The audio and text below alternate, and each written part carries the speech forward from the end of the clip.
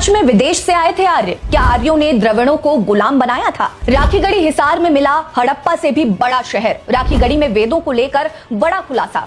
भारत की धरती पर जब भी इतिहास की परतें उखड़ती हैं तो नई कहानियां, नए सच सामने आते हैं। हरियाणा के हिसार जिले में राखीगढ़ी की खुदाई ने एक ऐसी ही सभ्यता को उजागर किया है जो न केवल हड़प्पा से बड़ी और विकसित है, बल्कि भारत के मूल निवासियों, खास करके द्रविड़ों और दलित समुदाय के गौरवशाली अतीत को भी सामने लाती है। ये खोज न सिर्फ इतिहास को नए सिरे से लिखने की मांग करती है, बल्कि सदियों से चली आ रही आर्य श्रेष्ठता और जातिवादी सोच की जड़ों को भी उखाड़ फेंकती है। नमस्कार, मेरा नाम है रीता। आज की वीडियो में मैं आपको बताऊंगी कि कैसे राखीगढ़ी ने भारत के असली नायक मूल निवासियों को उनका हक वापस दिलाने की शुरुआत की है। दरअसल राखीगढ़ी में पुरातत्व विभाग की खुदाई में एक ऐसी सभ्यता सामने आई जो करीब 5000 साल पुरानी है। ये शहर न केवल हड़प्पा और मोहनजोदाड़ो से बड़ा है, बल्कि अपने समय का सबसे विकसित नगर भी था। सड़कें, जल निकासी व्यवस्था और सुनियोजित घर, ये सभ्यता उस समय की तकनीकी और सामाजिक उन्नति का जीता जागता सबूत है। लेकिन इस खोज ने एक बड़ा सवाल खड़ा किया है कि ये सभ्यता किसकी थी? क्या वे वही लोग थे जिन्हें बाद में अनार्य या दास कहकर हाशिए पर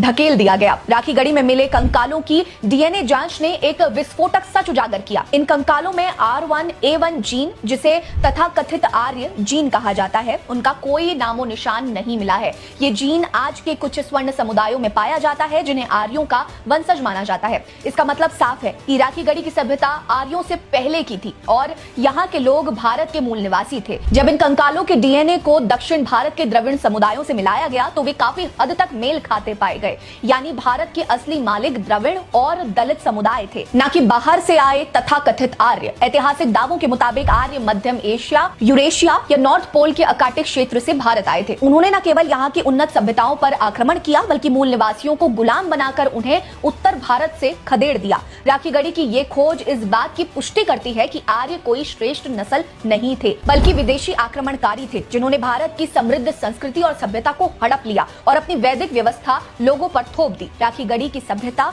बताती है कि भारत के मूल निवासी द्रविड़ और दलित समुदाय न केवल इस देश के पहले निवासी थे, बल्कि एक अत्यंत विकसित और समृद्ध सभ्यता के रचयिता भी थे। उनकी बनाई सड़कें, जल प्रबंधन व्यवस्था और सामाजिक संरचना उस समय की दुनिया में बेजोड़ थी। लेकिन आर्यों के आगमन के बाद इन मूल निवासियों को न सिर्फ उनके अधिकारों से वंचित किया गया, बल्कि उन्हें अनार्य, दास या शूद्र जैसे अपमानजनक नामों से पुकारा गया। वैदिक ग्रंथों में आर्यों ने खुद को देवताओं का वंश और मूल निवासियों को राक्षस या दस्यु बताकर अपनी श्रेष्ठता स्थापित करने की कोशिश की। लेकिन राखीगढ़ी की खोज इस मिथक को तोड़ती है। ये साबित करती है कि भारत का असली गौरव मूल निवासियों का है, जिन्हें सदियों तक दबाया गया, लेकिन उनका योगदान आज भी इस देश की नींव में बसता है। वैदिक परंपरा के समर्थक दावा करते हैं कि वेद दुनिया के सबसे प्राचीन ग्रंथ हैं और संस्कृत सबसे पुरानी भाषा है। लेकिन राखीगढ़ी में मिले अवशेषों में संस्कृत का कोई निशान नहीं मिला। ये सभ्यता वैदिक काल से पहले की है और यहाँ के लोग अपनी स्थानीय भाषाओं और संस्कृति में फल फूल रहे थे। तो फिर